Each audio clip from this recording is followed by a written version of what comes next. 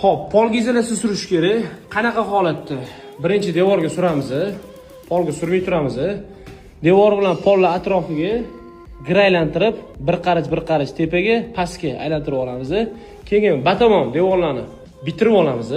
Keyin polni terishdan oldin mana shogirdga o'xshab akkuratni izolyatsiyani surib, ertasi kuni qotgandan keyin kafilni terib yuboramiz. Qalay, yaxshi ketyaptimi? Ana bitta o'rndan surib ko'rsatib bering. Izolyatsiyaga maslahat beramiz, atlas izolyatsiyalarini. Endi izolyatsiyalar ko'p, hammasi ham yaxshi.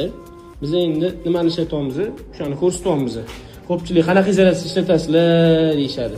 Ko'p izolyatsiyalar ishlatganmiz shu paytgacha. Hozirgi paytda mana atlas izolyatsiyalarni ishlatyapmiz. Ko'ryapsizlar surilishini, yopilishini ko'ryapsizlar o'rtoqlar. Mana. Tilak bosib qo'yasizlar, xizmatlar bo'lsa o'zimizga turasizlar. Unda chiroyli qilib, sayqallar qilib chiqarib beramiz. Obuna bo'lish esingizdan chiqmasa, mana shunaqa chiroyli ma'lumotlarni berib boramiz.